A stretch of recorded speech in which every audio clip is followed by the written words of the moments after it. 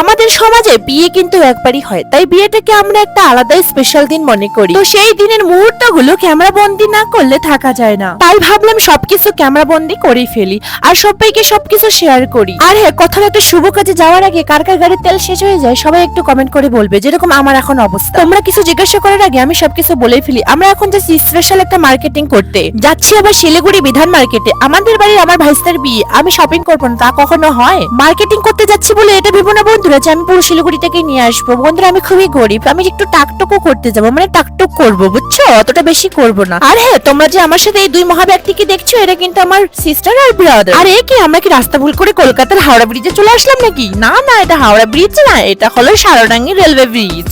তো বন্ধুরা দেখতে একদম হাওড়া ব্রিজের মতো। আর দেখো আজকের ওয়েদারটা কতটা বিউটিফুল। এই বিউটিফুল ওয়েদার নিয়ে আমরা চলে আসলাম বিধান মার্কেটের ভিতরে। তো বন্ধুরা ভিতরে এসে আমরা খোঁজা শুরু করে দিলাম, আমাদের কপালে লেখা ড্রেসগুলোকে খুঁজতে শুরু করে দিলাম আমাদের টিম মিলে। কেমন আজব না, আমরা বাঙালিরা কোনো অকেশন বা কোনো পুজো বিয়ে লাগলেই আমাদের নতুন ড্রেস পরতেই হবে, না পরলে আমাদের পেটের ভাত হজম হয় না। এই ভাতের কথা বলেই তো আমার পেটে খিদা চলে আসলো, তাই দেরি না করে চলে গেলাম আশিগড়ে মোড়ে বিরিয়ানি খেতে। ওয়াও, কি সুন্দর টেস্টি বিরিয়ানিটা বানায় আশিগড়ে।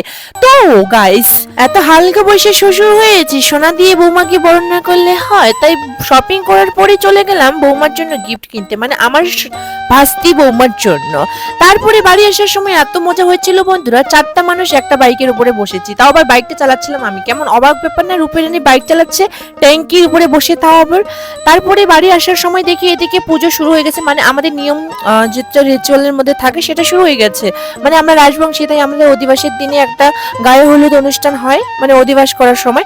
তারপরে আমি কি করলাম বলো তো, ওইদিকে নিয়ম চলতেছে, আমি ভাবছিলাম কি তোমাদেরকে একটা রিভিউ দেখাই দিই। এই যে ডেকোরেশনটা দেখতে পাচ্ছ, আমাদের বাড়ির প্যান্ডেল, মানে হচ্ছে ভাইস্তারি বিয়ের প্যান্ডেলটা তোমাদের দেখাই। এটা হলো খাওয়ার প্যান্ডেল, 7টা প্যান্ডেল করা হয়েছে। আর যেটা দেখাইলাম এটা হলো মানে হচ্ছে তোমার স্টেজ, মানে এখানে বসাবে বৌমাকে। তো আমি একটু নাচকুচু করে নিলাম, আমার তো অনেক ঢং তোমরা তো জানোই। তারপরেই চলে আসলাম অধিবাসে খাওয়া খেতে। তার মানে আমরা বাড়ি আসলাম, বাড়ি আসার পরে এতে বিরিয়ানি খেয়ে এসে আবার বাড়িতে বলতেছে ভাত খা ভাত খা। তাই কি করলাম, আমরা 4টা রাক্ষসী মিলে খাওয়া শুরু করে দিলাম।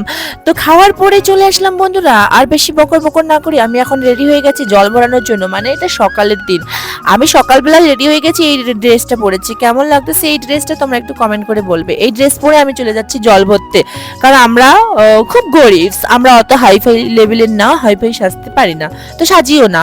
আর কি, বিয়ে মানে তো ধুমধারাক্কা। আর আমার তো ব্যান্ড পার্টি বা ডিজের আওয়াজ শুনলে আমার শরীর থেমে থাকে না। আমি তো নৃত্য মাস্টার, মানে আমি নৃত্য করতে চলে গেছি, ড্যাং ড্যাঙ্গা ড্যাং ড্যাং ড্যাঙ্গা ড্যাং করতে।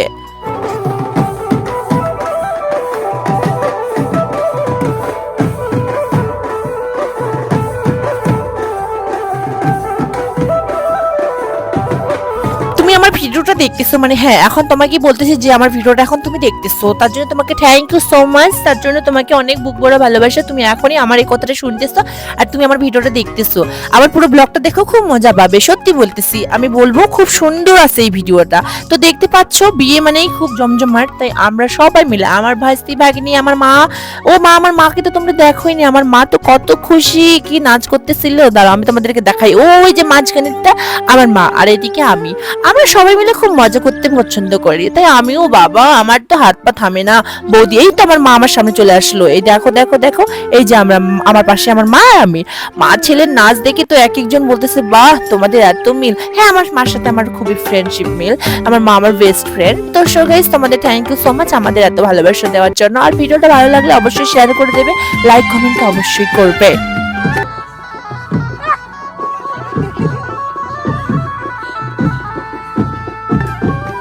জানো বন্ধুরা, বিয়ে লাগলে কারা বেশি খুশি হয়? বাচ্চারা। আমিও কিন্তু বাচ্চা, আমাকে কিন্তু বড় ভেবো না। আমার থেকে যারা জুনিয়র তারা খুশি হয় আর আমরা খুশি হই। তো বন্ধুরা এখানে কি হলো বলো তো, আমরা সবাই মিলে আসলাম, একটু রেস্ট করলাম বাড়িতে বসার প্যান্ডেলে। তারপর আর থামতে পারলাম না। তারপরে আমাদের বাড়িতে পাশে একটা মন্দির আছে মায়ের, তো সেই মন্দিরে গিয়ে, মানে আমাদের নিয়মে কি হয় বলতো, বিয়ে লাগলে না সবসময় বরণ ডালা নিয়ে সব দেব দেবতাকে বরণ করতে হয়, তারপরে আমাদের জল ভরতে হয়। তো জল ভরতে ভরতে নাচতে নাচতে আমরা মন্দির দিয়ে তারপর জল ভরে বাড়ি আসলাম। বাড়ির পাশে যখন মন্দিরটা, তাই মায়ের মন্দিরে যেয়ে একটু নাচানাচি করে আসে তারপরে বাড়ির দিকে রওনা দিলাম। রওনা দিয়ে বেশি দেরি না করে, আর হ্যাঁ বন্ধুরা, বৌমা মানে আমার বৌমাকে কিন্তু আমি সাজাচ্ছিলাম।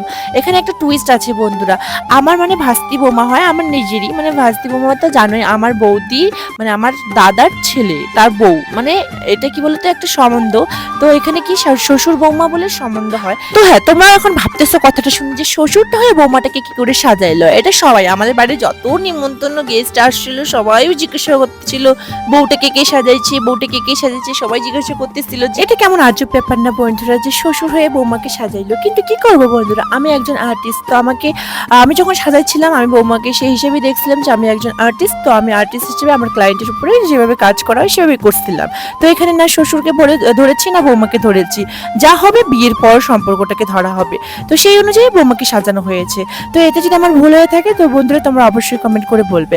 আর ভিডিওটা তোমাদের কেমন লাগলো, আমি তো সেই মজা করেছিলাম, সেই আনন্দ করেছিলাম আমার ভাইস্তার বিয়েতে। তো তোমাদের কেমন লাগলো অবশ্যই কমেন্ট করে বলবে।